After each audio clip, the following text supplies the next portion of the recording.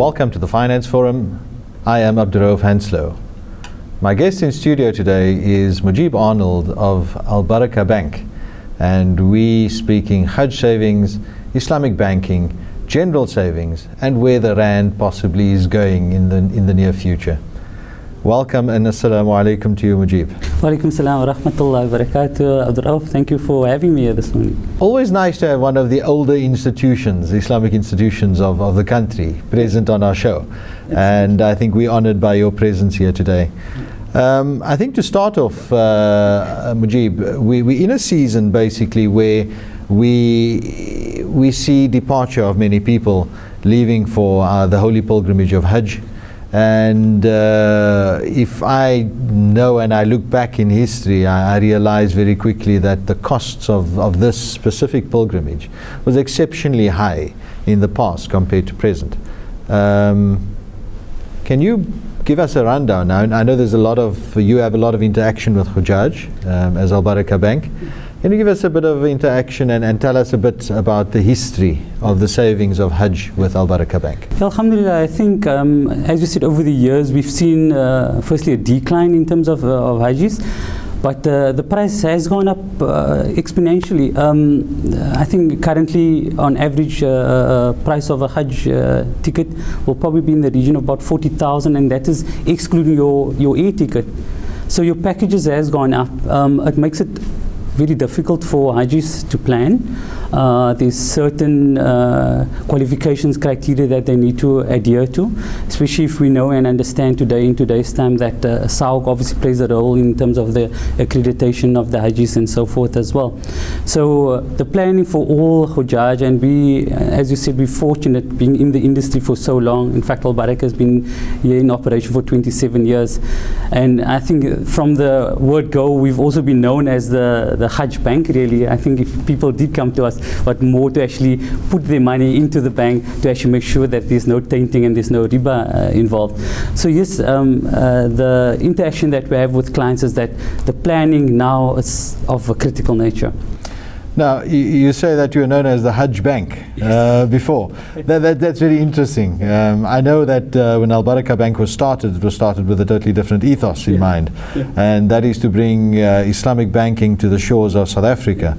And in that sense, your institution is obviously the pioneer of Islamic banking and finance in South Africa, being the first Islamic institution.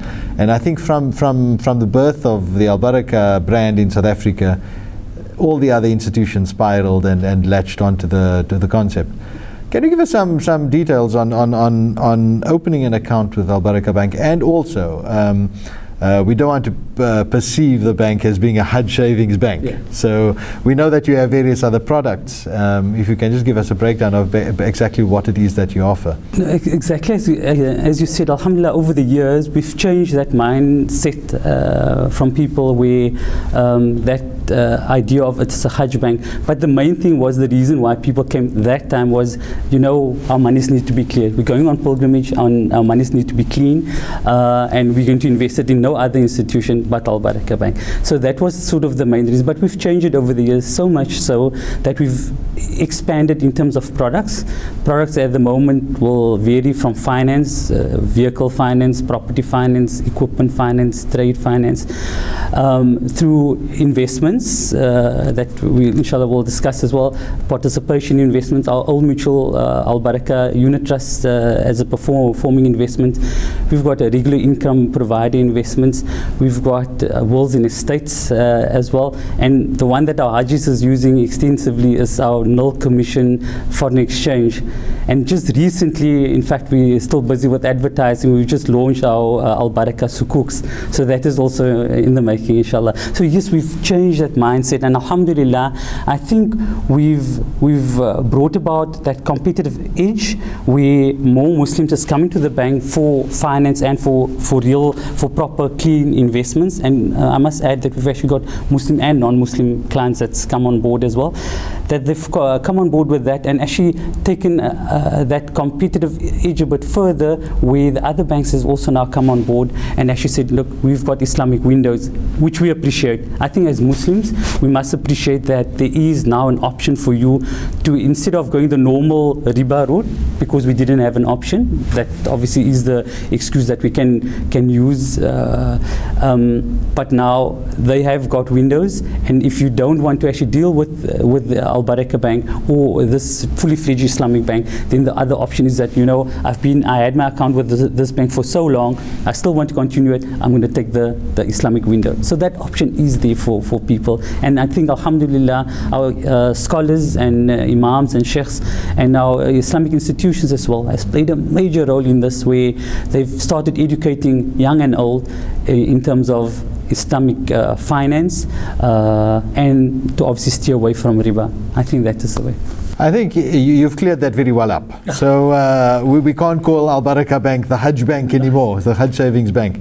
But coming back to the Hajj issue, Mujib, how does it work ultimately? We do realize, I mean, if I look at a bank account and I put money into any bank account, the only thing I'm going to derive out of the bank account is interest. With a savings, obviously, with an Islamic bank, it differs to that. I think my question comes in two folds. How competitive is the return on your money compared to the interest return in a bank? And number two, are there locked-in periods that one should invest your money for? Especially when you're looking at, I'm not going to use the word investing at the time, but I'm going to use the word saving towards a Hajj and using a bank account with Al Barakah Bank. We've actually designed it so to make it easy for the intended Haji. Whereas for you that made the intention, whether it's, you know, I want to actually go by next year, but I want to place my money into that type of savings investment, or you know what, I plan 4 years, 5 years, 10 years from now as well. So we've actually kept that and design open to the Haji to actually plan and set his own goal. Because number two, we know firstly, financially it's not always as straightforward as we think. Secondly, there is the accreditation that we can't ignore. If you don't get the accreditation, you can't go whether you have the money or not. So those are the items that we've taken in consideration. So with the simple and the minimum amount of 100 rand, you can start your savings intention for Hajj or Umrah, right? So you open the account with 100 rand and then you sort of plan. Now, right at the beginning, I think we did actually mention that, you know, the average package is around about 40,000, excluding airfare as well. Can go, I think I've heard about 120, 150,000 as well. But the choice is yours, obviously, in terms of what package you wish to take. So if you at this level said, I'm making my intention, I'm taking into account maybe inflation, maybe things that might happen or whatever exchange rate and so forth, I need to have X amount. Then you start off with 100 rand, but now you must make the commitment to either on a monthly basis, and we've kept that open to you as well to make that choice that I want to commit on a monthly basis, or on an ad hoc basis, I want to add on money. Because sometimes people feel that, you know what, I'll only get bonus the end of the year, and that bonus I'm taking and I'm putting that full amount away, for example. Or after 3 months, every 3 months I've accumulated some capital, I'll put that away. So alhamdulillah, with the design of the Hajj account that we have, we've made it not taxing on the intended Haji, where, you know, you sign a contract and you must stick to that contract. That would have been ideal, but I think the intention is from the heart and whatever suits your pocket at the end of the day. So that important thing we have taken into account. As far as the return on the investment, as you said and rightfully put, it must not be seen as an investment, because this is a niyyah for Hajj. Yeah. Right. So ideally, whatever contributions you have should ideally be your own contribution. But nothing stops me from going into business and actually making money and using that money towards the Hajj. And this is ultimately where the Hajj account plays a role, where we do profit sharing. So you invest your money in the Hajj account. We call it a product pool. That product pool earns whatever profit the banks make, and then we distribute that to our investors. So we share the profits with you as an investor. And the growth on that compared to a normal interest-bearing bank, I think is competitive, because when we do financing, when we finance motor vehicles, when we finance property, equipment, stock, that has to be also competitive, because you won't find a finance client, whether Muslim or otherwise, come to us and your rates is out there, out of the window, but I want to do Islamic finance. He's not going to come to us. So we need to be competitive in terms of pricing when we do finance as well.